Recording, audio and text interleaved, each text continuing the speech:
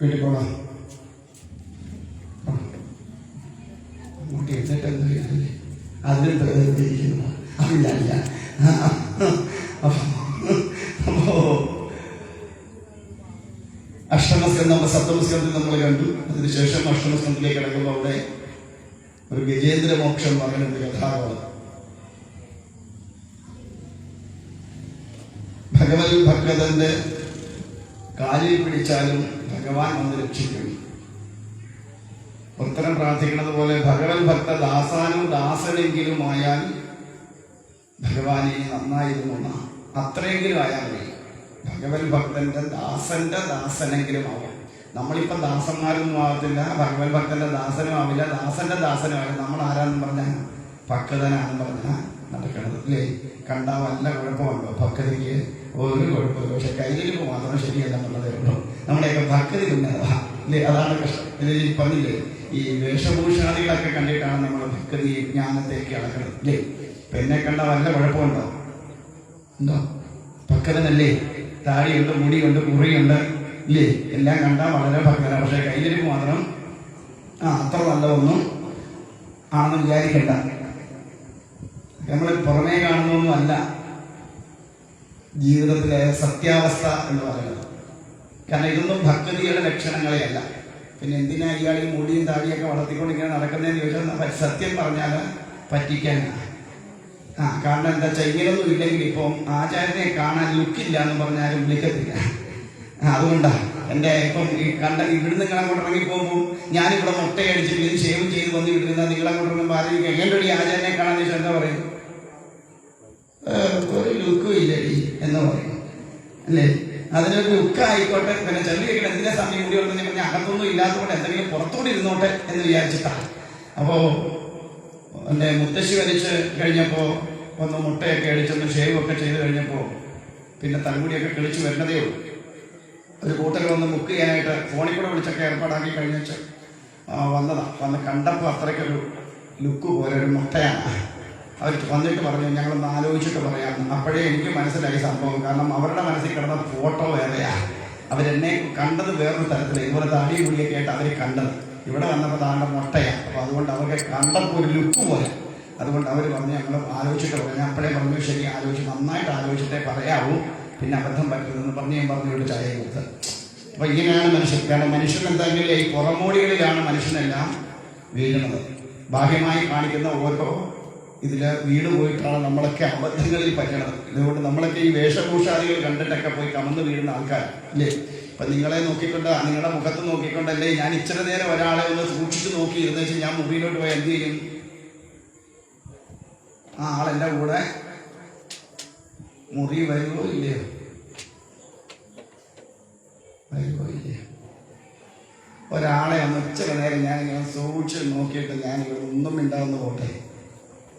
ഞാൻ മുറി ചെല്ലുന്നതിന് മുമ്പ് ആളവിടെ വരും. എന്താ സ്വാമി എന്താ എന്നെ സൂക്ഷിച്ച് നോക്കിയേ? വല്ല ദോഷമുണ്ടോ? ഉറപ്പാണ്. നിങ്ങളുടെ മുഖത്ത് നോക്കി നിങ്ങളുടെ ജീവിതത്തിലുണ്ടായി എന്തെങ്കിലും ഒരു 2 സംഭവം ഞാൻ പറഞ്ഞാൽ നിങ്ങൾ മൂക്കും കുത്തി എൻ്റെ മുമ്പില് വീഴുന്നുള്ളത് ഉറപ്പാണ്. ഇല്ലേ? സത്യമാണ്, വീഴും. കാരണം ഒരു പരിചയമില്ലാത്ത നിങ്ങളുടെ കാര്യം ഞാൻ എങ്ങനെ പറഞ്ഞു എന്നതാണ് നിങ്ങളുടെ അതിശയം. 500 രൂപ ദക്ഷിണയും കിട്ടും. ദിവസം ഒരു 5 പേരായാൽ കമ്മിറ്റിക്കാർ തരുന്നതിനേക്കാൾ കൂടുതൽ ദക്ഷിണയും കൊണ്ട് എനിക്ക് വിടുന്ന ഇങ്ങനെയാ കാശുണ്ടാക്കുക. പണിയൊക്കെ നമുക്ക് അറിയാം, പക്ഷെ ആരെയും അധികം ഞാൻ അടുപ്പിക്കാറില്ല. അതുകൊണ്ടാണ്. കാരണം അടുപ്പിച്ചാൽ അത് പിന്നീട് വലിയ ബുദ്ധിമുട്ടായിട്ട് വരും എന്നുള്ളത് കൊണ്ട് അധികം ആരെ അക്കാര്യത്തിലൊന്നും ഞാൻ അടുപ്പിക്കാറില്ല. പണിയെല്ലാം നന്നായിട്ട് അറിയാം, പക്ഷെ പ്രയോഗിക്കാറില്ല എന്ന് മാത്രം. അവിടെ അതുകൊണ്ട് വേഷഭൂഷാദികളിലൊന്നും നല്ല കാര്യം. ഓരോരുത്തരും ചെയ്യുന്ന ചെയ്യുന്ന കർമ്മത്തിൽ എങ്ങനെയാണ് എന്ന് മാത്രം നോക്കുക. അല്ലാതെ വേറെ ഒന്നും നോക്കണ്ട. അവൻ്റെ വേഷമോ ഭൂഷയോ താടിയോ മുടിയോ ഒന്നും അല്ല കാര്യം. ഒരുവൻ ചെയ്യാൻ വരുന്ന കർമ്മത്തില് അതിൽ ഒരു പരിധി വരെയെങ്കിലും ആത്മാർത്ഥമായിട്ട് സത്യസന്ധമായിട്ട് ചെയ്യുന്നുണ്ടോ എന്ന് മാത്രം നോക്കാം. അല്ല വരുന്ന ആചാര്യൻ ലുക്കും ഒന്നും, അല്ലെ അവൻ വരുന്നത് ഓടി കാറയിലാണോ നോക്കിയിട്ട് കാര്യമില്ല. ഇന്നത്തെ കാലത്ത് ഏറ്റവും കൂടുതൽ കാശ് ഉണ്ടാക്കി കൊടുക്കുന്നവനാണ് ഏറ്റവും നല്ല ആചാര്യൻ. അവൻ എന്ത് ചെയ്താലും കുഴപ്പമില്ല, കാശ് കൂടുതലുണ്ടാവും. അതുകൊണ്ട് എന്നെ വിളിക്കാൻ വരുമ്പോഴേ ഞാൻ പറയാറുണ്ട്, കാശ് ഉണ്ടാക്കാനാണ് എന്നെ വിളിക്കണ്ട, എനിക്ക് ആ പണി എനിക്കുണ്ടാക്കാനും അറിഞ്ഞുകൂടാ, ഉണ്ടാക്കി തരാനും അറിഞ്ഞുകൂടാ, അതുകൊണ്ട് ആ കാര്യത്തിലാണ് എന്നെ വിളിക്കേണ്ടതെന്ന് പറയാറുണ്ട്. കാരണം ഇതെല്ലാം ഇന്ന് നമുക്കൊരു സാമ്പത്തികം വേണ്ടതെന്ന് വെച്ചാൽ വേണം, തീർച്ചയായും വേണം, എങ്കിലും ഇതൊക്കെ നടക്കുള്ളൂ. ക്ഷേത്രത്തിൻ്റെ കാര്യങ്ങൾ നടക്കണമെങ്കിലും യജ്ഞം നടക്കണമെങ്കിലും ഇതിൻ്റെ ബാക്കിയുള്ള കാര്യങ്ങൾക്കെല്ലാം പറഞ്ഞു വിടണമെങ്കിലും ഒക്കെ ധനമുണ്ടായാലേ പറ്റൂ. പക്ഷേ ആചാര്യം വന്നിട്ട് ഉണ്ടാക്കി തരണം എന്ന് പറയുമ്പോഴാണ് അതിനകത്ത് ബുദ്ധിമുട്ടുണ്ടാവുന്നത്. അതിനാണ് ബുദ്ധിമുട്ട്. പലരും വരുന്നത് അങ്ങനെയാണ്, സ്വാമി വന്നിട്ട് വേണം കാര്യങ്ങളൊക്കെ കരുതി എന്തെങ്കിലും ഒരു നീക്കുമൊക്കെ ഉണ്ടാക്കാൻ എന്നും പറഞ്ഞിട്ടാണ് ഓരോരുത്തർ പേര്. അതൊന്നും യജ്ഞത്തിൻ്റെ ലക്ഷ്യമാണ്. പോട്ടെ, എന്തായാലും നമ്മൾ ചെയ്യുന്ന കർമ്മത്തിൽ ഒരു പരിധി വരെയെങ്കിലും ഈശ്വരാർപ്പണമായിട്ട് ചെയ്യുക. അതിൻ്റെ ഗുണഫലം സജ്ജനങ്ങളിലേക്ക് എത്തും എന്നുള്ളതിന് ഉറപ്പുണ്ടെങ്കിൽ അത് എത്തിയിരിക്കും, യാതൊരു സംശയവുമില്ല. ഇപ്പൊ കഴിഞ്ഞ ദിവസം ഒരു സപ്താഹം കഴിഞ്ഞപ്പോൾ എന്നോട് പറഞ്ഞു, ഒന്ന് ഇടയെടുത്ത് നോക്കണമല്ലോ, ഒന്ന് ഇങ്ങനെ ഓരോരുത്തർ പറയുന്നു സ്വാമി എങ്ങനെയാ. ഞാൻ ചോദിച്ചു, എന്നെയാണോ വിശ്വാസക്കുറവ്, അത് ഭഗവാനെയാണോ വിശ്വാസക്കുറവ്? ആരെങ്കിലും ഒരാളെ വിശ്വാസക്കുറവുള്ളതുകൊണ്ട് വേണമല്ലോ ഇടയെടുക്കാൻ, അല്ലെ പിന്നെ ഇടയെടുക്കേണ്ട കാര്യമില്ല. നമ്മൾ ചെയ്യാനുള്ളത് ചെയ്ത് ഭഗവാൻ പാതാളങ്ങളിൽ സമർപ്പിച്ചു കഴിഞ്ഞാൽ പിന്നെ അതിൻ്റെ ഫലത്തെ തരുന്നത് ഭഗവാനാണ്. അവിടെ നമ്മൾ ഇടയെടുത്ത് നോക്കിയിട്ടൊന്നും അതിൻ്റെ ഫലത്തെ അറിയേണ്ട കാര്യങ്ങളൊന്നുമില്ല. ഇങ്ങനെ കുറേ ശീലങ്ങൾ ചിലയിടങ്ങളിൽ ഉണ്ടാക്കി വെച്ചിട്ടുണ്ട്. ഒരിക്കലും ഇടയെടുത്താൽ ഞാനതിൻ്റെ മോശമായിട്ട് പറയുമോ? ഞാൻ ചെയ്തത് ഏറ്റവും ഗംഭീരമാണെന്ന് എപ്പോഴും ഞാൻ പറയത്തുള്ളൂ, ഇനി എത്ര ഇതായിട്ടുള്ളതാണെങ്കിലും ശരി. കാരണം മോശമാണെന്ന് പറഞ്ഞാൽ നിങ്ങൾക്ക് സങ്കടമാവും, എന്നെ പിന്നെ വിളിക്കത്തുമില്ല. അതുകൊണ്ട് എപ്പോഴും ഞാൻ എന്തേ പറയുള്ളൂ, ഏറ്റവും ഗംഭീരമായി ഭഗവാൻ തൃപ്തനാണ് എന്ന് മാത്രമേ നിങ്ങളെ പറഞ്ഞ് ഞാൻ ബോധിപ്പിക്കാൻ നോക്കുള്ളൂ. അത് ഏത് വിധത്തിലായാലും, കാരണം എൻ്റെ നിലനിൽപ്പിൻ്റെ പ്രശ്നം. അതുകൊണ്ട് ഇത്തരത്തിലുള്ള ഈ അന്ധമായ ചിന്താധാരകളൊക്കെ മാറ്റിക്കൊണ്ട് വേണ്ടതിനെ മാത്രം സ്വീകരിക്കാനും വേണ്ടാത്തതിനെ തള്ളിക്കളയാനുമുള്ള ഒരു മനസ്സ് നമുക്ക് ഇവർക്കും ഉണ്ടാവണം. അതാണ് നമ്മുടെ സംസ്കാരം. പഴയ കാലത്തെ അതേപോലെയൊന്നുമല്ല ആചാരങ്ങളും അനുഷ്ഠാനങ്ങളും ഇന്ന് പോകുന്നത്. കാലഗതിക്ക് അനുസരിച്ച് വരുത്തേണ്ടതായ മാറ്റങ്ങളെ വരുത്തിക്കൊണ്ടാണ് ഇന്ന് പൊയ്ക്കൊണ്ടിരിക്കുന്നത്. അത് നമ്മുടെ സംസ്കാരത്തിന്റെ ഭാഗം. നമ്മുടെ ഗുരുക്കന്മാരും അങ്ങനെ തന്നെയായിരുന്നു, മാറ്റേണ്ടതിനെയൊക്കെ മാറ്റാൻ തയ്യാറായിട്ടുണ്ട്. അപ്പം നമ്മളും അതുപോലെ മാറാൻ, പണ്ടെന്നോ ഏതോ കാണിച്ചു വെച്ചത് തന്നെ വീണ്ടും ആചരിക്കണം എന്ന് പറയുന്നതിൽ വലിയ അർത്ഥമൊന്നും ഇല്ല. അപ്പം അതുകൊണ്ട് അങ്ങനെയുള്ള ചിന്താധാരകളൊക്കെ നമ്മുടെ ഉള്ളിൽ ഉണ്ടാവാനായിരിക്കണം ഈ ഓരോ യജ്ഞങ്ങളും നടത്തേണ്ടത്. എന്തായാലും അഷ്ടമസ്കന്ധത്തിലേക്ക് കിടക്കുമ്പോൾ ഇവിടെ ഗജേന്ദ്രന്റെ കഥ പറയുന്നു. ഗജേന്ദ്രനായിട്ട് പിറന്ന ഇന്ദ്രദ്യുമ്നൻ എന്ന രാജാവ്, അദ്ദേഹം ധ്യാനനിമഗ്നായിരുന്നത് കൊണ്ട് വന്ന അഗസ്ത്യ മഹർഷിയെ വന്നത് അറിയാതിരിക്കുകയും കാര്യമറിയാതെ അഗസ്ത്യ മഹർഷി ശപിക്കുകയും അങ്ങനെ അദ്ദേഹം ആനയായിട്ട് പോവുകയും ചെയ്ത് പിന്നീട് ആരോരും ശരണമില്ലാതെ വന്നപ്പോൾ ഭഗവാനെ ശരണം പ്രാപിച്ചു. ഒരു താമരപ്പൂ പറിച്ച് ഭഗവാന്റെ തിരുമുൻപിലേക്കെന്ന പോലെ സമർപ്പിച്ചപ്പോൾ ഭഗവാൻ പ്രത്യക്ഷനായിക്കൊണ്ട് അദ്ദേഹത്തെയും അദ്ദേഹത്തിന്റെ കാര്യം ഒന്ന് അച്ചടിച്ച് വരാതിരുന്നാൽ പിറ്റേ വർഷം നമ്മളത് ചെയ്യില്ല. എന്താ കാരണം? കഴിഞ്ഞ വർഷം എൻ്റെ പേര് നോട്ടീസ് അടിച്ചില്ല എന്നുള്ളതാണ്. അപ്പൊ നമ്മൾ ആരെ ബോധിപ്പിക്കാനാണ് ഇതൊക്കെ ചെയ്യുന്നത്?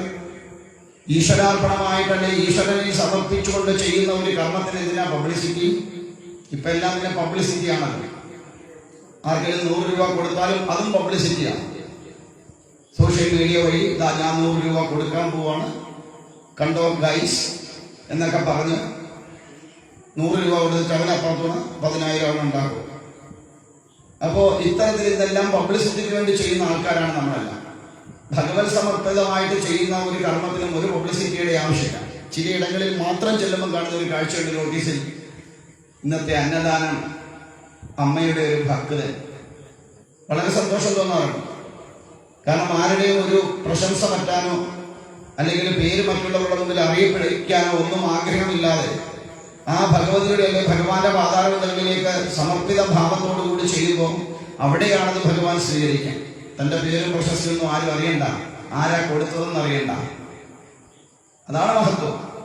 പക്ഷെ നമ്മളെല്ലാം എന്തെങ്കിലും കൊടുത്തു കഴിഞ്ഞാൽ തിരിഞ്ഞു നോക്കും, 10 പേര് നമ്മൾ കൊടുക്കണത് കണ്ടോ എന്നുള്ളത് നോക്കുന്നവരാണ് നമ്മൾ ഓരോരുത്തരും. നമ്മളെല്ലാം നമ്മളെ ആ ഒരു മറ്റുള്ളവരുടെ മുമ്പിൽ ഞാൻ ഏതാണ്ടൊക്കെ ചെയ്തു എന്ന് കാണിക്കാൻ വേണ്ടി കാണിക്കുന്നവരാണ് നമ്മൾ. അല്ലേ? ആണോ അല്ലയോ? ഓരോ ഇടത്തുകളിൽ നമ്മൾ നോക്കൂ, നമ്മുടെ നാമധേയങ്ങൾ ഇങ്ങനെ വലിയ വലിയ അക്ഷരങ്ങളിൽ എഴുതി വെക്കുമ്പോഴാണ് നമുക്കൊരു തൃപ്തി. അതുകൊണ്ട് എന്താ കുഴപ്പം? എപ്പോൾ കയറി വന്നാലും ഞാനെന്ന അഹംബോധം നമ്മളെ വല്ലാതെ മതിക്കും. എൻ്റെ വകയാണ്, ഞാൻ കൊടുത്തതാണ്, എൻ്റെ പേര് കണ്ടോ എന്നുള്ള ഒരു ഭാവം നമ്മുടെ ഉള്ളിലുണ്ടാവുമ്പോൾ അത് നമ്മളെ കൊടുത്തതിനേക്കാൾ കൂടുതൽ കീഴോട്ട് അധപ്പതിപ്പിക്കുകയാണ് ചെയ്യുന്നത്. നമ്മളെല്ലാത്തിലും അങ്ങനെ ക്ഷേത്രത്തിലൊരു വിളക്ക് കൊടുത്താൽ പോലും ആ കടയിൽ നിന്നുകൊണ്ട് അപ്പം തന്നെ പേരും വീട്ടുപേരും ഫോൺ നമ്പറും പിൻകോഡും എല്ലാം എഴുതിയിട്ടാണ് നമ്മൾ കൊണ്ട് ഭഗവതിയുടെ ഭഗവാന്റെ മുമ്പിൽ സമർപ്പിക്കാൻ. അല്ലെ നമുക്കൊരു തൃപ്തി വരുത്തില്ല. ശരിയല്ലേ? ആണോ അല്ലേ? അപ്പൊ അത് ഭഗവതിക്ക് കൊടുത്തോ? അല്ലെ ഭഗവാന് കൊടുത്തോ? സത്യത്തിൽ ഇല്ല. ഭഗവാനിലേക്ക് അർപ്പിതമായിട്ട് നമ്മളത് ഭഗവാന് സമർപ്പിച്ചു എന്ന് പറയുമ്പോഴും അവിടെ പേരും മേൽവിലാസം എല്ലാം കിടക്കുന്നത് ആരുടെയാണ്? നമ്മുടേതാണ്. അപ്പൊ അതെങ്ങനെയാ ഭഗവാന്റേതാവുക? എന്റെ പേരിൽ കിടക്കുന്ന വസ്തു ഞാൻ വേറൊരാൾക്ക് കൊടുത്തു എന്ന് പറഞ്ഞാൽ ആവുമോ? എഴുതി ആരുടെ പേരിൽ കൊടുക്കണം? അവന്റെ പേരിൽ കൊടുത്താലേ അവന്റേതാവുള്ളൂ. അല്ലാത്തത്തോളം കാലം ആരുടേതാവും? എന്റേത് തന്നെയാണ്. അപ്പൊ ഭഗവതിയുടെ മുമ്പിലോട്ട് ഭഗവാന്റെ മുമ്പിലോട്ട് കൊണ്ട് കൊടുത്ത് എന്റെ പേരവിടെ എഴുതി വെച്ചാൽ ആരുടേതാണ്? ഭഗവതിയുടെയാണോ? അല്ല, എന്റേത് തന്നെയാണ്.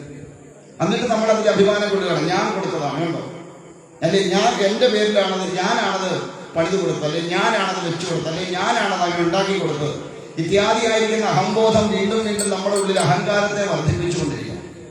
അതുകൊണ്ട് എന്ത് പറ്റും? ഇതെല്ലാം കർമ്മഫലം നമ്മൾ അനുഭവിക്കേണ്ടി വരും.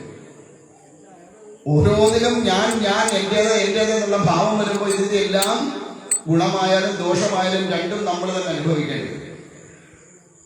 നമ്മൾ സാധാരണ പറയാറുണ്ട്, സർവ്വകർമ്മങ്ങളും ചെയ്തിരിക്കുമ്പോൾ കായേന വാച മനസംത്രിയേർവാ വിദ്യാത്മനാവാ പ്രയോജന സ്വഭാവാൽ കരോമ്യദ്യ സകലം പരസ്മൈ നാരായണായി സമർപ്പയാമി എന്ന് പറഞ്ഞേച്ചങ്ങോട്ട് ഇറങ്ങിയിട്ട് പറയും, അന്നദാനം ആരുടെ വകയായിരുന്നു? എന്റെ വകയാണ്. ആരിൽ സമർപ്പിച്ചു? നാരായണനിൽ സമർപ്പിച്ചു എന്നാണ് നമ്മുടെ വാദവും.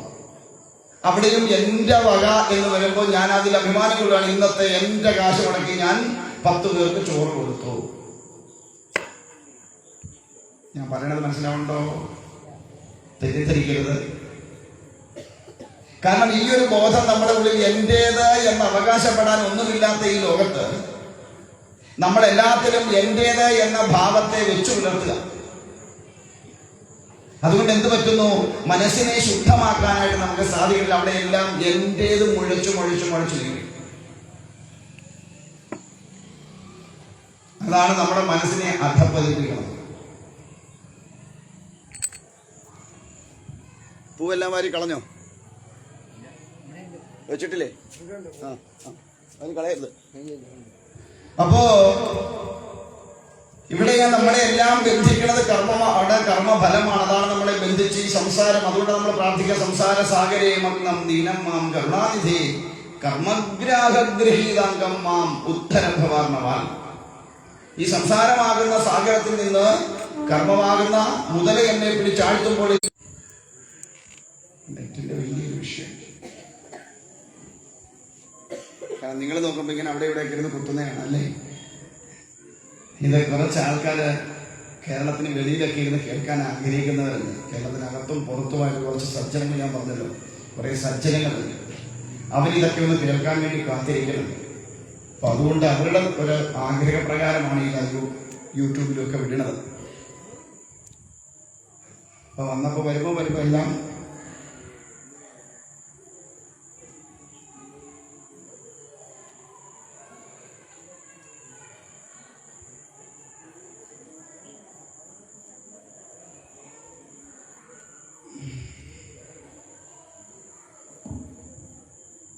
അപ്പോ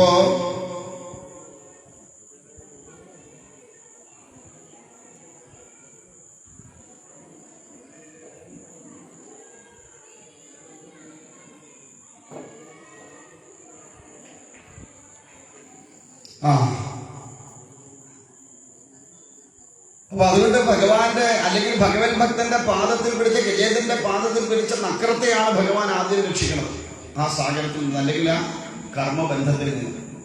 അതുകൊണ്ട് നമ്മളോട് പറയുന്നത് ഭഗവത് ഭക്തന്റെ പാദത്തിൽ പിടിച്ചാലും മതി, നമ്മുടെ പാപങ്ങളെല്ലാം തീർന്ന് നമുക്ക് ഭഗവത് സായുജ്യം ഉണ്ടാവും എന്ന് പഠിപ്പിക്കുന്നു. അവിടെ അങ്ങോട്ട് കിടക്കുമ്പോഴാണ് നമ്മൾ ഏറ്റവും കൂടുതൽ കൺഫ്യൂഷൻ ചെയ്തിട്ടുള്ള ഒരു കഥാഗോളം ഭഗവാന്റെ വാമന അവതാരം. നമ്മൾ ഓണമൊക്കെ ആഘോഷിക്കുമ്പോൾ സ്വീകരിക്കാൻ കാത്തിരിക്കണത് ആരെയാ നമ്മളെ സ്വീകരിക്കാനിരിക്കുന്ന ഓണത്തിന്?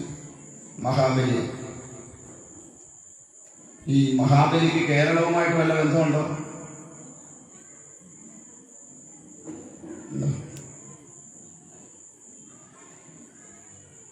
മഹാബലിക്ക് കേരളവുമായിട്ട് എന്തെങ്കിലും ബന്ധമുണ്ടോ? അറിയില്ല. പുള്ളി കേരളം ഭരിച്ചിട്ടുണ്ടോ? അറിയില്ല. ഈ മഹാബലി എവിടുത്തുകാരനാ? മലയാളിയാണോ?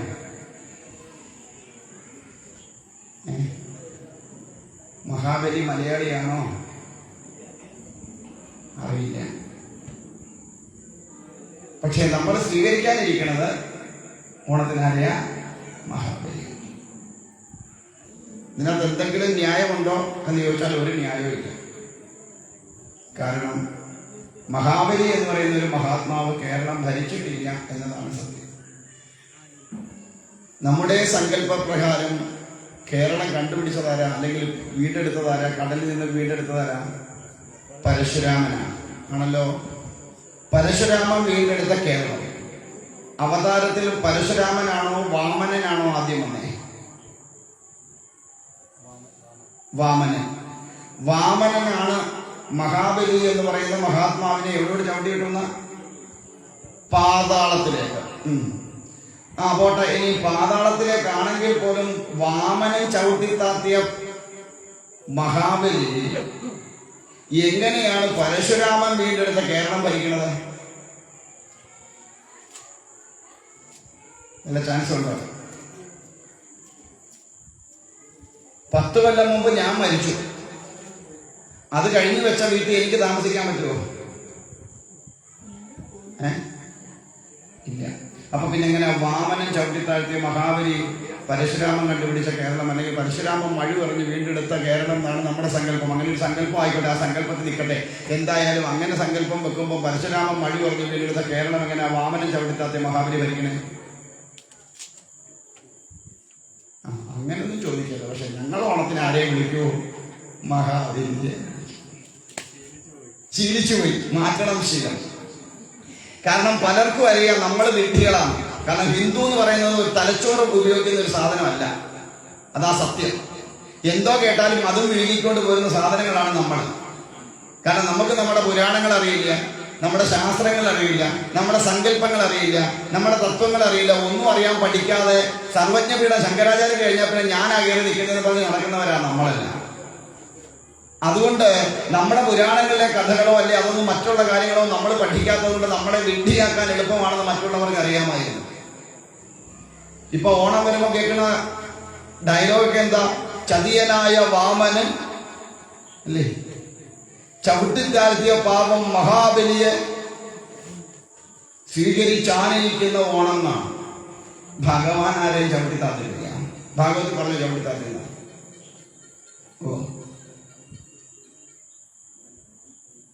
നമ്മൾ അത് കേട്ട് ശരിയാ, പാവൻ ധർമ്മിഷ്ഠനായ മഹാബലി ഇങ്ങനെ നമ്മുടെ വാമനം ചെയ്യാമോ?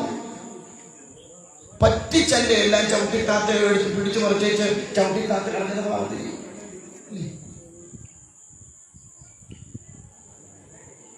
മഹാബലിയുടെ യഥാർത്ഥ പേരെന്താണെന്നറിയാമോ? ആകെപ്പാടെ ഒറ്റ കാര്യമുള്ളൂ, മഹാബലിയെ വാമനൻ ചവിട്ടി പാതാളത്തിലേക്ക് താഴ്ത്തി. വർഷാവർഷം ഓണമാകുമ്പം പാതാളം പിളർന്ന് ഭൂമി പിളർന്ന് മഹാബലി വരും, നമ്മളെ കാണും, സന്തോഷത്തോടെ ഉപ്പേരി നിന്ന് ചാറ്റായി പറഞ്ഞു പോവും. അതിനു വേണ്ടിയിട്ട് പളപിളാന്നുള്ള വയറും പുളുക്കോന്നിരിക്കുന്ന ശരീരമുള്ള ഒരുത്തനെ കൊമ്പം മീശയും വെച്ച് ഓലക്കൊടയും വെച്ച് അവനെ വഴിയിൽ പിടിച്ചു നിർത്തും. മഹാബലി ആണ്. മഹാബലി നല്ല ഒന്നാന്തര യോദ്ധാവാ. അവൻ പുളുക്കോ എന്നുള്ള ശരീരം കൊണ്ടൊന്നും അല്ല നടക്കണത്. അതാദ്യം പഠിച്ചു വെക്കണം. കാരണം നമുക്കായി ശരീരം അനങ്ങാത്തോണ്ട് നമുക്കെല്ലാം ഇങ്ങനെ പുളുക്കോ എന്ന് കിടക്കും. ശരീരം അവൻ യോദ്ധാവായിരുന്നു, ക്ഷത്രിയനായിരുന്നു, അസുരനാണ്. അതുകൊണ്ട് തന്നെ അവന്റെ ശരീരം ഭംഗിയായിട്ട് അനങ്ങി അവൻ യോദ്ധാവായിട്ട് യുദ്ധം ചെയ്ത് നല്ല ഗംഭീരമായിട്ട് ശരീരത്തേക്ക് സംരക്ഷിച്ചിട്ടുള്ളവനാ അസുരന്മാര്. അവരൊന്നും പുളുക്കോ എന്നുള്ള വയറുമായിട്ട് നടക്കുകയില്ല. അതാദ്യം പഠിച്ചു വെക്കുക. നമ്മളെ വിഡ്ഢികളാക്കാൻ ഇങ്ങനെ വേഷം കെട്ടിച്ച് ഓരോരുത്തരെ വഴിയിൽ കൊണ്ട് നിർത്തും. അതാണ് മഹാബലിയുടെ രൂപം എന്ന് സങ്കല്പിച്ച് നമ്മൾ അതിന്റെ പിന്നാലെ പോകും. അതാ നമ്മൾ വിഡ്ഢികളാണ് എന്ന് പറയാൻ പ്രധാനപ്പെട്ട ഒരു കാരണം.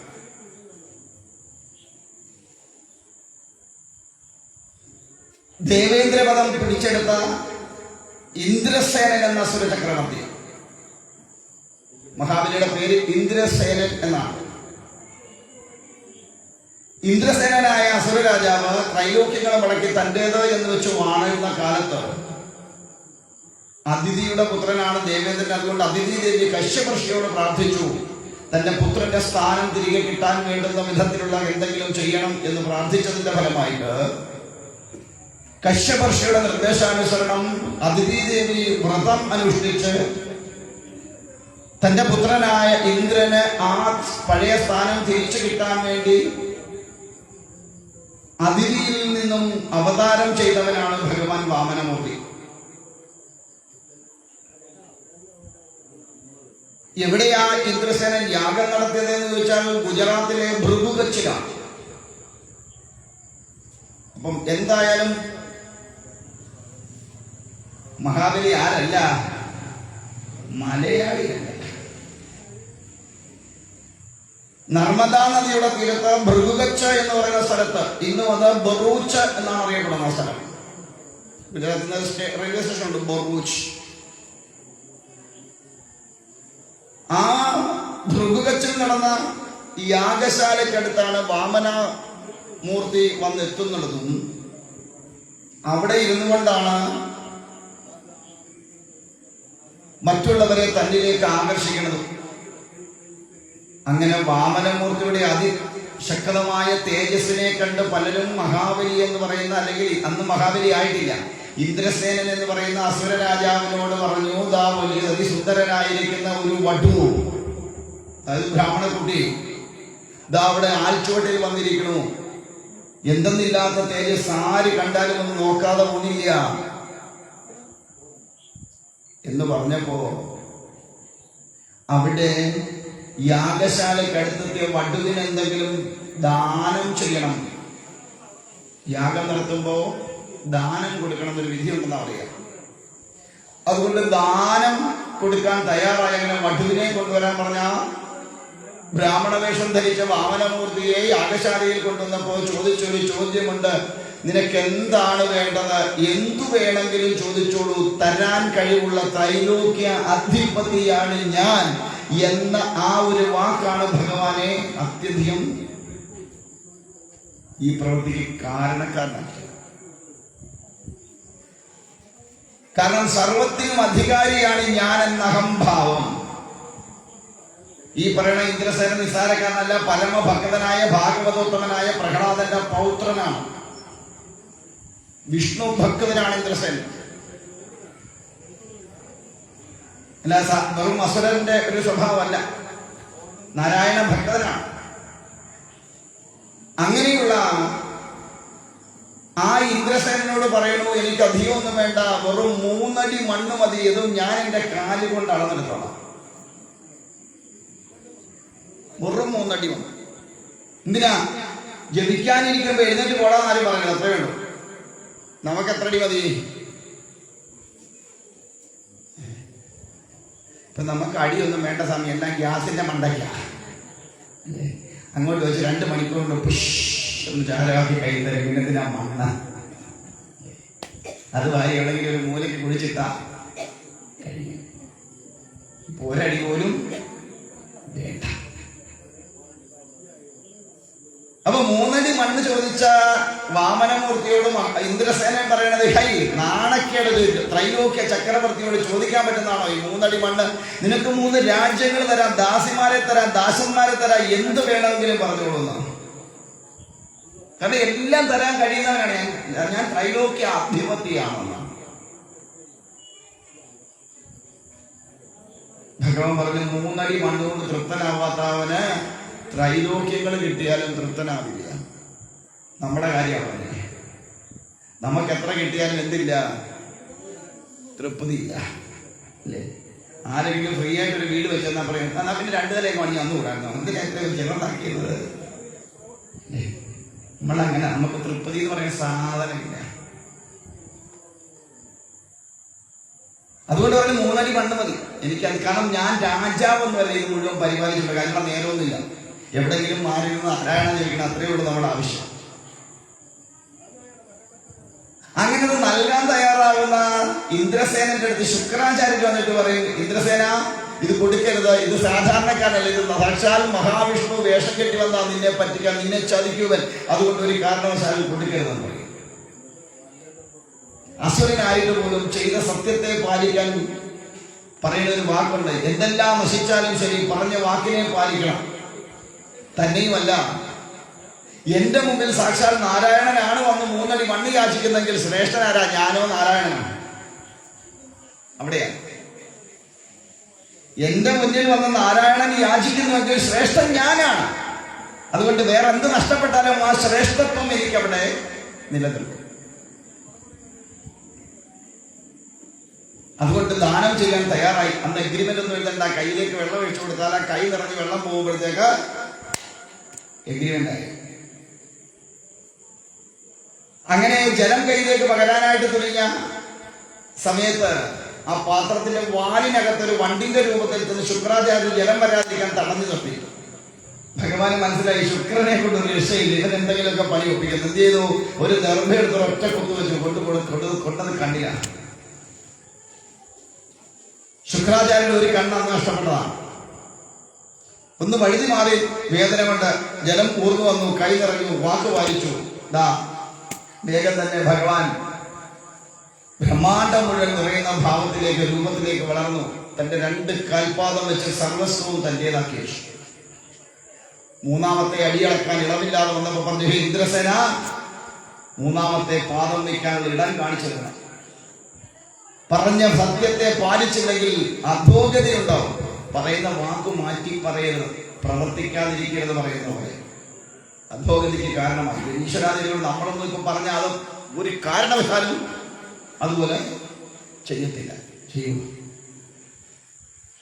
നമ്മൾ പറ്റുമെങ്കിൽ നിമിഷം നേരം കൊണ്ട് ഞാനോ അങ്ങനെ പറഞ്ഞോ എന്ന് ചോദിക്കും. ഇപ്പൊ പിന്നെ ഇതൊക്കെ ഉള്ളത് കൊണ്ടൊന്നും രക്ഷയില്ല, മാറ്റി പറയാം. പിന്നെ എന്നിട്ട് പറയാതിനെ വളച്ചൊടിച്ചതാ, പിന്നെ വന്നിട്ട് ഒടിയാഞ്ഞിട്ട് പിന്നെ ഒന്നുകൂടെ തിരിച്ചൊടിച്ചതാ, വളച്ചതാ എന്നൊക്കെ പറഞ്ഞ് നമ്മൾ രക്ഷപ്പെടും. കാരണം നമുക്കത് ഈ കള്ളം പറഞ്ഞ് നിൽക്കാൻ നമ്മളെ പോലെ മെഡിക്കൽ ഓന്ത് പോലും ഇതുപോലെ നിറം മാറില്ല എന്ന് പറഞ്ഞാൽ നമ്മളെ പോലെ ഇപ്പൊ മനുഷ്യനെ പോലെ ഓന്ത് പോലും നിറം മാറില്ല, അത്രയ്ക്ക് മാറ്റമാണ് നമ്മുടേത്.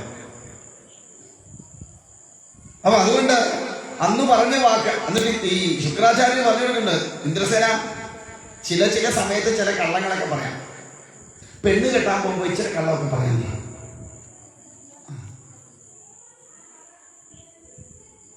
അങ്ങനെ എത്ര പേരാ കെട്ടിയേക്കുന്നത്? പിന്നെയോ തനിക്ക് സർവസ്വം നഷ്ടപ്പെടുമെന്ന അവസ്ഥ വന്നാൽ ചെറിയ തോതിൽ കള്ളം പറയാം, ഒന്ന് നഷ്ടപ്പെടാതിരിക്കാൻ കള്ളം പറയാം. പിന്നെയോ ജീവഹാനി ഉണ്ടാവും എന്ന് തോന്നിയാൽ കള്ളം പറയാം. അസുരന്മാരുടെ സ്വഭാവമാണ്. ധർമ്മമുള്ളവന്റെ കാര്യമല്ലേ, ധർമ്മമുള്ളവൻ ജീവൻ പോയാലും പറഞ്ഞ വാക്കിന്ന് മാറില്ല. പെണ്ണ് കെട്ടിയില്ലേലും സത്യം പറഞ്ഞെന്നും പെണ്ണ് കിട്ടിയിട്ടില്ലെങ്കിൽ വേണ്ട എന്ന് വെക്കുന്നവനാണ് ധർമ്മിഷ്ഠൻ.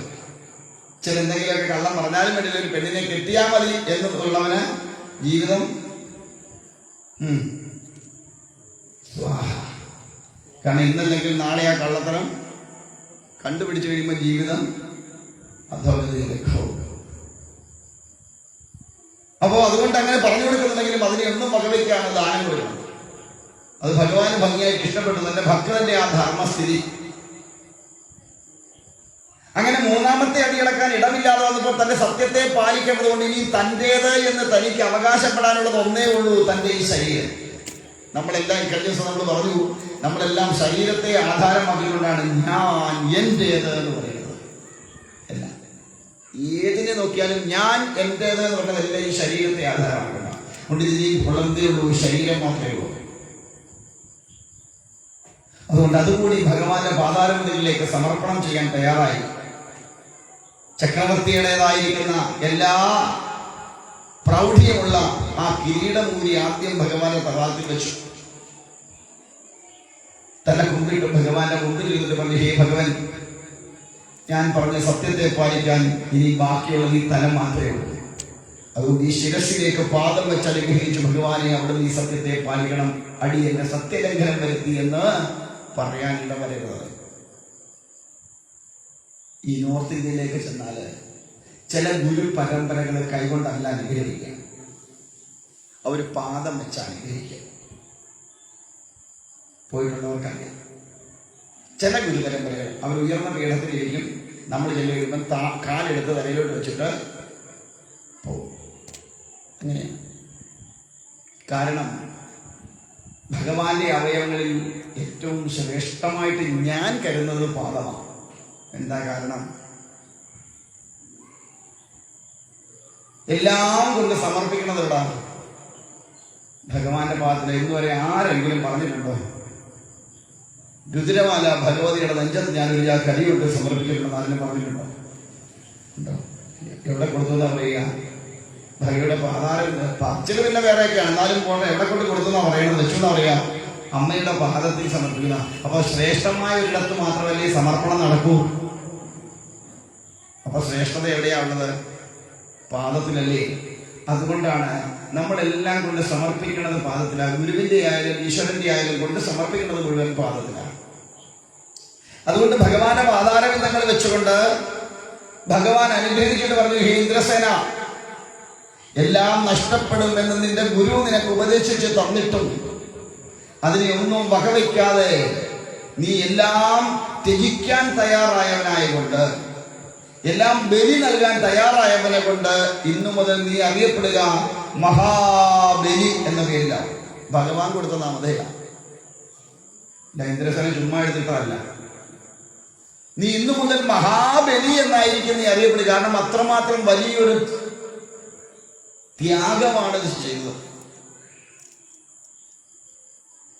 എന്നിട്ട് പറഞ്ഞു, ഹേ മഹാബലി, ഇന്നു മുതൽ നീ എവിടെ പോയിരിക്കണം? സുത്തലത്തിൽ പോയിരിക്കണം. പാതാളത്തിലല്ല. പാതാളത്തിൽ നാഗങ്ങളും രാക്ഷസന്മാരുമാണ് വസിക്കുന്നത്. ഭഗവൻ ഭക്തനെ ഒരിക്കലും ഭഗവാൻ എന്ത് ചെയ്യില്ല? പാതാളത്തിലേക്ക് പറഞ്ഞില്ല. സുതലത്തിൽ പോയിരിക്കാൻ. എന്തുകൊണ്ട്? ഈ യുഗത്തിൽ അല്ലെ ഈ മന്വന്തരത്തിൽ ഇന്ദ്രനായിട്ടിരിക്കാനുള്ള യോഗ്യത നിനക്ക് ഇല്ല. അടുത്ത മന്വന്തരത്തിലെ ഇന്ദ്രനാണ് നീ. അതുകൊണ്ട് ഇപ്പൊ നീ പോയി എന്തെടുക്കുക? സ്വസ്ഥനായിട്ട് സുതലത്തിൽ ഇരിക്കുക. സുതലം എന്ന് പറഞ്ഞാൽ 14 ലോകങ്ങളിൽ വെച്ച് ഏറ്റവും സുന്ദരമായ സ്ഥലമാണ്. എന്നിട്ടോ ഞാൻ നിനക്ക് യാതൊരു വിധമായ കുഴപ്പവും ഉണ്ടാവാതെ ഞാൻ തന്നെ വന്ന് നിനക്ക് കാവലായി നിന്നോളാം. അങ്ങനെ സുതലത്തിൽ കൊണ്ടിരുത്തിയിട്ട് ഭഗവാൻ അവിടെ കാവല് നിൽക്കുകയാണ് മഹാബലിക്ക്.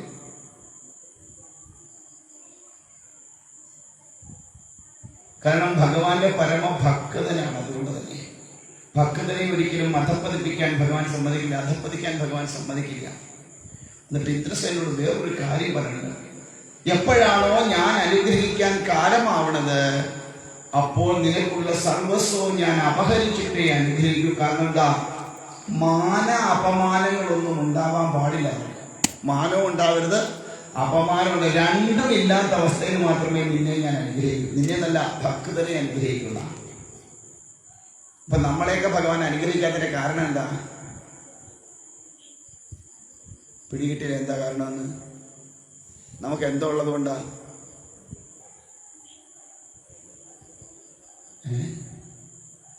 ആ മാനവും മാനക്കേടും ഒക്കെ ഉള്ളതുകൊണ്ടാ. ഈ മാനവും മാനക്കേടും ആർക്കേ ഇല്ലാതാവുള്ളൂ? ശരീരബോധമില്ലാത്തവനെ ഉണ്ടാവുള്ളൂ, ഇല്ലേ? ഇപ്പൊ ഞാൻ അങ്ങോട്ട് പോകുമ്പോ ആരെങ്കിലും ഒരുത്തൻ എന്നെ 4 ഈത്ത വിളിച്ചാൽ ഞാൻ തിരിച്ച് 4 ഈത്ത വിളിക്കുന്നത് എന്തുകൊണ്ടാ?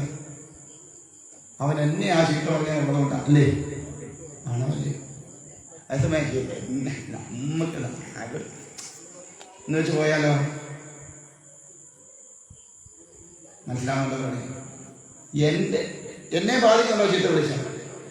എന്നെ ബാധിക്കുന്ന വിഷയമല്ല, അവിടെ കിടന്ന് പറഞ്ഞോട്ടോ. നമുക്കെന്തോ വേണമെന്ന് പറഞ്ഞു പോയാൽ അവിടെ തീർന്നു. ഇങ്ങനെ ശരീരബോധമില്ലാത്തവനെ മാനാപമാനങ്ങൾ ഇല്ലാതിരിക്കും. അതുകൊണ്ട് മാന അപമാനമെല്ലാം നശിപ്പിക്കും. അതോടൊപ്പം അർത്ഥവും ഇല്ലാതെയാക്കും. എന്തുകൊണ്ടാ?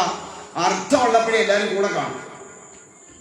സ്വന്തക്കാരും ബന്ധുക്കളും എല്ലാവരും കാശ് കയ്യിലുണ്ടെങ്കിൽ മാത്രമേ കൂടെ കാണൂ. ഇല്ലാതാവുമ്പോഴോ അവരെല്ലാം നമ്മളെ ഉപേക്ഷിക്കും. അപ്പൊ ആരോരും ഇല്ലാതെ ഒരു അവസ്ഥയെത്തും. ഇപ്പൊ നമ്മുടെ കൂടെ 10 പേരുള്ളത് എന്തുകൊണ്ടാണ്? നമുക്കിങ്ങനെ പൊസിഷനും അല്ലെങ്കിൽ അധികാരവും അല്ലെങ്കിൽ ധനവും ഒക്കെ ഉള്ളത് കൊണ്ടാണ് നമ്മുടെ കൂടെ 10 പേര്. ഇതെല്ലാം ഒന്ന് ഇല്ലാതാവട്ടെ, ഒരുത്തനും തിരിഞ്ഞു നോക്കാൻ കാണൂല. നടക്കുമ്പോ നാട് നാട്ടാരും, കിടക്കുമ്പോ അങ്ങനെ കേട്ടിട്ടില്ലേ ഒരു പഴഞ്ചൊല്ല്? നടക്കുമ്പോ നാടും നാട്ടാരും, കിടക്കുമ്പോ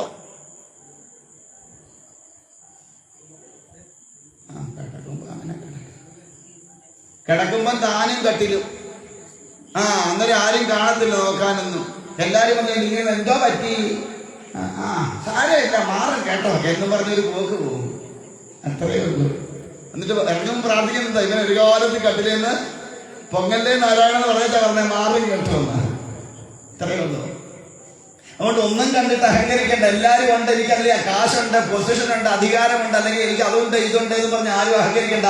ഇതൊക്കെ നിമിഷ നേരം കൊണ്ട് ഇല്ലാതെയാവാൻ പറ്റുന്ന സാധനങ്ങളാണ്. ഏത് സെക്കൻഡിലും ഇല്ലാതെയാവാം. അതുകൊണ്ട് ഒന്നും കണ്ടിട്ട് ഞെളിയണ്ടെന്നർത്ഥം. കാരണം ഭഗവാൻ വിചാരിച്ചാൽ ഒരു സെക്കൻഡ് കൊണ്ട് എല്ലാം. നോക്കൂ, ത്രൈലോക്യ ചക്രവർത്തിയായിട്ടിരുന്നവനാണ്. ഇച്ചിരി നേരം കണ്ട എല്ലാം ഇല്ലാതെ അവസാനം തന്റേതായിട്ടൊന്നുമില്ല എന്ന ബോധത്തിലേക്ക് ലയിച്ചിറങ്ങിയത്. അതുകൊണ്ട് ഭഗവാൻ കൊണ്ട് തന്റെ ഭക്തനെ ഇരുത്തിയ സുതലത്തിലാണ്. എന്നിട്ട് ഭഗവാൻ തന്നെ കാവൽ നിൽക്കുക.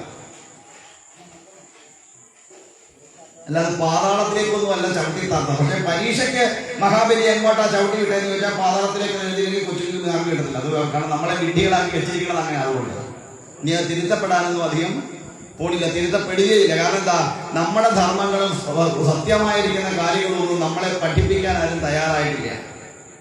കാരണം ഇതൊക്കെ പഠിച്ച് ധർമ്മബോധത്തോടു കൂടി വളർന്നു വന്നാൽ പല ഇടങ്ങളിലും വലിയ ബുദ്ധിമുട്ടുണ്ടാക്കും. പലർക്കും പലതും നഷ്ടപ്പെടും. ശരിക്കും ഹിന്ദു അവന്റെ ധർമ്മത്തെ മനസ്സിലാക്കി ജീവിക്കാൻ തുടങ്ങിക്കഴിഞ്ഞാൽ ഒരുപാട് പേർക്ക് നഷ്ടങ്ങളുണ്ടാവും. അതുകൊണ്ട് ഇതൊന്നും എങ്ങും പഠിപ്പിക്കില്ല. ഭാരതത്തിന്റെ മഹത്വം എങ്ങും പഠിപ്പിക്കില്ല. വൈദേശികർ വന്ന് ആക്രമിച്ചതും അവരുടെ വീരചരിത്രവും മാത്രമേ നമ്മൾ പഠിച്ചിട്ടുള്ളൂ, അല്ലേ? എന്തുകൊണ്ടാ? ഭാരതത്തിന്റെ മഹത്വം അറിയുന്ന ആത്മാഭിമാനമുള്ളവനായിട്ടും ഭാരതത്തോട് കൂറുള്ളവനായിട്ടുമായി വന്നാൽ രാജ്യദ്രോഹിയായിട്ട് ആരെയും കിട്ടിയില്ല. അതുകൊണ്ടാണ് നമ്മൾ പഠിക്കാനായിട്ട് ശ്രമിക്കുകയില്ല. എന്നാൽ ഇതിന്റെ നിജസ്ഥിതി എന്താണ് ചിന്തിക്കാൻ നമ്മളിട്ട് തലയിട്ട് പറക്കുകയും നമ്മുടെയൊക്കെ തലച്ചു കൊടുക്കാൻ അമേരിക്കക്കാരൊക്കെ കോടിക്കണക്കിന് കാശ് വരും. ഇതാണ് ഒരു പരിധി പോലും, ഒരു 10% പോലും ഉപയോഗിച്ചിട്ടില്ലാത്ത നമ്മുടെയൊക്കെ തലച്ചോറ, പ്രത്യേകിച്ച് ഹിന്ദുവിന്റെ. കാരണം അവൻ കേൾക്കണമെന്ന് വെച്ചോണം നടക്കുക, അവനെ വേറെ ഒന്നും ചിന്തയില്ല. അതുകൊണ്ട് നമ്മുടെയൊക്കെ തലച്ചോറ് കൊണ്ട് കൊടുത്താൽ കോടിക്കണക്കിന് രൂപ കിട്ടും. 100ൽ 10% പോലും യൂസ് ചെയ്തിട്ടില്ലാത്തൊരു സാധനം നമ്മുടേതൊക്കെയാണ്.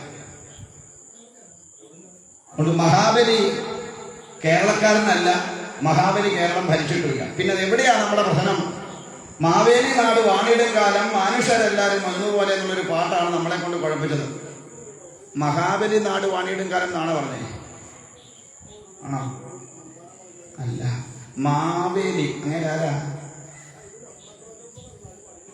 ഏതോ കേരളത്തിലുണ്ടായിരുന്ന ഒരു നാട്ടുരാജാവാണ്. പണ്ട് കാലത്തെ നാട്ടുരാജ്യങ്ങളുടെ കാലത്തുണ്ടായിരുന്ന ഒരു നാട്ടുരാജാവാണ് ഈ മാവേലി. ഞാൻ മനസ്സിലാക്കിയ കാര്യമാണ്. അതിന് തെളിവുണ്ടോ എന്ന് ചോദിച്ചാൽ എനിക്ക് തെളിവില്ല. സത്യമാണെന്ന് ചോദിച്ചാൽ അതും എനിക്കറിയത്തില്ല. ഞാൻ മനസ്സിലാക്കിയ ഒരു കാര്യം. അങ്ങനെ മാവേലി എന്ന് അദ്ദേഹം അറിയപ്പെട്ടിരുന്നു. അദ്ദേഹത്തിന്റെ സദസ്സിലെ ആരോ അദ്ദേഹം ആ നാട് ഭരിക്കുമ്പോൾ ഉണ്ടായ മഹത്വത്തെ പുകഴ്ത്തിക്കൊണ്ടെഴുതിയ പാട്ടാണ് മാവേലി നാട് വാണിടും കാലം എന്ന്. ആ നാടാണ് പിന്നെ മാവേലിക്കര എന്ന് അറിയപ്പെട്ടതെന്നാണ് ഞാൻ മനസ്സിലാക്കിയ ഒരു കാര്യം. ശരിയോ തെറ്റോ എനിക്ക് ഇപ്പോഴും അറിയില്ല. എന്നെ ചീത്ത വിളിക്കാൻ ആരും വരണ്ട. തെളിവുണ്ടോ എന്ന് ചോദിച്ചാൽ എൻ്റെ അതുമില്ല. ഞാൻ അറിഞ്ഞ ഒരു കാര്യം അങ്ങനെയാണ്. കാരണം ഇതിനൊത്ത കൂടെ ഒക്കെ പോകുന്നുണ്ടെ അത് ഇയാൾക്ക് എവിടുന്നാണോ കിട്ടിയത്, താൻ തെളിവ് വല്ലതും ഉണ്ടോ, എവിടെയെങ്കിലും ഉണ്ടോ എന്ന് ചോദിച്ചാൽ ഒന്നും എൻ്റെ കയ്യിലില്ല. അതുകൊണ്ട് ആരും ചീത്ത വിളിക്കാൻ വരണ്ട. ഞാൻ അറിഞ്ഞ ഒരു കാര്യമാണ്. അപ്പൊ ആ ഒരു പാട്ട് ആ ഒരു നാട്ടുരാജാവിനെ പ്രതിനിധീകരിക്കും. തന്നെയല്ല, കേരളത്തിന് മൊത്തത്തൊരു മാവേലി നാടെന്നൊരു പേരുണ്ടെന്നാണ് പറയുന്നത്. അത് മഹാബലിയെ കൊണ്ടല്ല. ഇനി നമ്മളും നോക്കൂ, നമ്മളും നമ്മുടെ വീടുകളിൽ പണ്ട് പൂക്കളം ഇടുമായിരുന്നു, ഇല്ലേ? ഈ പൂക്കളം ഇടുമ്പോൾ പൂക്കളത്തിന്റെ മധ്യത്തിൽ ഒരു രൂപം ഉണ്ടാക്കി വെക്കാറുണ്ടായിരുന്നു, ഇല്ലേ? ആരെ സങ്കല്പിച്ച വെക്കാറ്? അരെ കേട്ടില്ല. മനസ്സിലായില്ല? എന്ത് പറഞ്ഞു? തൃക്കാക്കരയപ്പൻ. തൃക്കാക്കരയപ്പൻ മഹാബലിയാണോ വാമനനാണോ? വാമനൻ. അപ്പൊ പിന്നെ എങ്ങനെ ഓണത്തിന് മഹാബലി വരുന്നേ?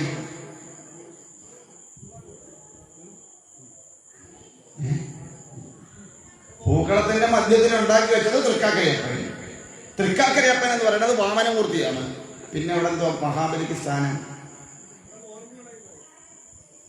എന്നിട്ട് പറയണെന്തോ, ഭഗവാൻ വിഷ്ണുവിന്റെ കാലെ കയ്യെ പിടിച്ചിട്ട് വർഷത്തിൽ ഒരിക്കലെങ്കിലും ഞാൻ പോയി എന്റെ പ്രജകളെ ഒന്ന് കണ്ടോട്ടെ എന്ന് യാചിച്ചു മേടിച്ച അവസരമാണ് ഓണം. അതുകൊണ്ടാണ് ഓണത്തിന് മഹാബലി ഇഞ്ഞു വരുന്നതെന്ന്. ഓണത്തിനൊന്നും ഒരു മഹാബലിയും വരുന്നില്ല. എന്താ ഈ തിരുവോണത്തിന്റെ പ്രത്യേകത? ചിങ്ങമാസത്തിലെ തിരുവോണത്തിനാണ് വാമനമൂർത്തിയുടെ അവതാരം. ചിങ്ങമാസത്തിലെ അഷ്ടമി രോഹിണിയിലെ ശ്രീകൃഷ്ണന്റെ അവതാരം പോലെ ചിങ്ങമാസത്തിലെ തിരുവോണത്തിനാണ് വാമനമൂർത്തിയുടെ അവതാരം. അതിനെ ആഘോഷിക്കുന്നതാണ് തിരുവോണം. പിന്നെ പണ്ട് കാലത്ത് കേരളത്തിൽ കാർഷിക വിളകളൊക്കെ എടുക്കുന്ന ഒരു കാലം, കർക്കിടകത്തിലെ പഞ്ഞക്കർക്കിടകം എന്ന് പറയുന്ന കർക്കിടകം കഴിഞ്ഞിട്ട് കൃഷിയൊക്കെ എടുത്ത് ഒന്ന് കൊണ്ടുപോയി ചില 10 പൈസ കയ്യിൽ കിട്ടി എല്ലാവരും കൂടെ ഒന്നിച്ചു കൂടുന്ന ഒരു അവസരം കൂടിയായിരുന്നു ഈ ഓണം. പിന്നെ ഒരു അറിവുള്ളതെന്ന് വെച്ചാൽ വടക്കൂന്ന് വന്നവരാണ് കേരളീയരണം. അങ്ങനെ വന്നവര് വാമനമൂർത്തിയുടെ തിരുവവതാരത്തെ ആഘോഷിച്ചിരുന്നു. നരസിംഹമൂർത്തിയെ ചിന്തിക്കുമ്പം പ്രഹ്ലാദനെ ചിന്തിക്കുന്നത് പോലെ, വരാഹാവതാരത്തെ കുറിച്ച് ചിന്തിക്കുമ്പോൾ ഹിരണ്യാക്ഷനെ ചിന്തിക്കുന്നത് പോലെ, ഭഗവാൻ വാമനനെ കുറിച്ച് ഓർക്കുമ്പോ അക്കൂടെ ആരെയും ചിന്തിക്കണം? ഈ പറയുന്ന ഇന്ദ്രസേനനെ അല്ലെ മഹാബലിയെ ചിന്തിക്കണം എന്നുള്ളതല്ലാതെ അവിടെ മഹാബലിക്കല്ല പ്രാധാന്യം, വാമനമൂർത്തിക്ക്. പിടികിട്ടിയോ?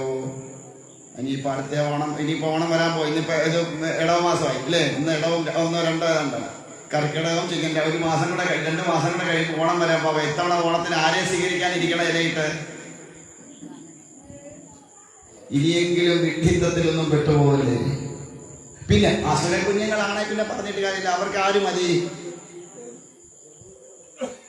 മഹാബലി മതി. കാരണം നമ്മൾ അസുരന്റെ കൂട്ടത്തിലുള്ളതാണെ പിന്നെ അവർക്ക് ദേവന്മാരെ പിടിക്കില്ല, അവർക്ക് അസുരനെ പിടിക്കും. അങ്ങനെയുള്ളവർ മഹാബലിയെ സ്വീകരിച്ചോളൂ. അല്ലാത്തവരാരെയും, സജ്ജനങ്ങൾ ആരും ആരെയും സ്വീകരിക്കാൻ നിൽക്കരുത്. മഹാബലി അല്ല വാമനമൂർത്തിയെ സ്വീകരിക്കാനായിട്ട് വേണം ഇത്തവണ ഓണം ആഘോഷിക്കാൻ. ഇത് പറഞ്ഞു കൊടുക്കാൻ നമുക്ക് കഴിഞ്ഞില്ല, ഇത് കേൾക്കാനുള്ള നേരവും നമുക്കില്ല. ഇതിന്റെ നമുക്ക് എത്ര? 2, 4, 6, 8, 10, 12, 14, 16, 18. ബാക്കിയൊക്കെ എന്ത്?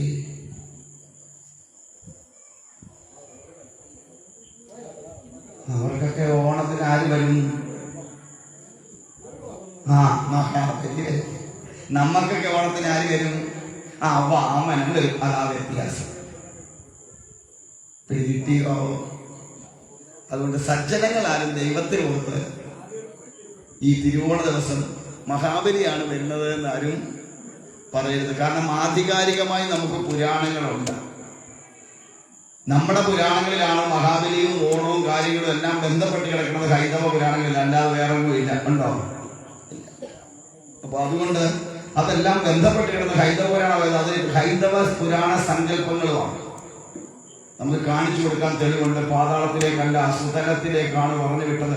പിന്നെ ഇപ്പം ഈ പറഞ്ഞ പോലെ 18 പുരാണങ്ങളെയൊക്കെ വിവർത്തനങ്ങളൊക്കെ വന്നപ്പോൾ അതിനകത്ത് ചില കൂട്ടിച്ചേർക്കൽ വന്നിട്ട് 1-2 പുരാണങ്ങളിൽ പാതാളം എന്ന് എഴുതി വെച്ചിട്ടുണ്ട്. സത്യത്തിൽ അതല്ല, സുതലമാണ്. മനസ്സിലായോ? അതുകൊണ്ട് ഇതൊക്കെ മനസ്സിലാക്കിക്കൊണ്ട് വേണം ഇത്തവണ ഓണം ആഘോഷിക്കാൻ. കൊച്ചുമക്കൾക്ക് പറഞ്ഞ മക്കളെ, മഹാബലിയെ അല്ല സ്വീകരിക്കുന്നത്, വാമനമൂർത്തിയാണ് സ്വീകരിക്കുന്നത്. പിന്നെ ഭഗവാന്റെ ഭക്തനായതുകൊണ്ട് കൂടെ വാമനമൂർത്തിയെ സ്മരിക്കുമ്പോൾ ആരെയും കൂടെ സ്മരിക്കുന്നു? മഹാബലിയെ. ഇന്ദ്രസേനൻ എന്ന മഹാബലി, മഹത്തരമായ ദാനം, എല്ലാം നഷ്ടപ്പെടുന്നിട്ടും ഭഗവാന്റെ പാദങ്ങളിലേക്ക് അത് സമർപ്പിക്കാനുണ്ടായ മനോഭാവം, അതാണ് ഭഗവാൻ ഏറ്റവും ഇഷ്ടപ്പെട്ടത്. എല്ലാം താൻ ദരിദ്രനായി തീരുമെന്ന് അറിഞ്ഞിട്ടും ഭഗവാന്റെ മുൻപിലേക്ക് എല്ലാം സമർപ്പിക്കാനുള്ള ഉണ്ടായ ഒരു ത്യാഗ മനോഭാവമാണ് അദ്ദേഹത്തെ ശ്രേഷ്ഠനാക്കിയത്. അതുകൊണ്ടാണ് അദ്ദേഹത്തിന് മഹാബലി എന്ന് പേര് കൊടുത്ത് ഭഗവാൻ അനുഗ്രഹിച്ചു. പിടികിട്ടിയാവോ? അതുകൊണ്ട് ഇനി പിള്ളേർക്ക് പറഞ്ഞു കൊടുക്കരുത് മഹാബലിയെ സ്വീകരിക്കാൻ ഓണം ആഘോഷിക്കാം. കേട്ടോ പറഞ്ഞേ? അപ്പൊ അതുകൊണ്ട് അങ്ങനെ നിൽക്കട്ടെ. ബാക്കി ഇനി നാളെ നമുക്ക്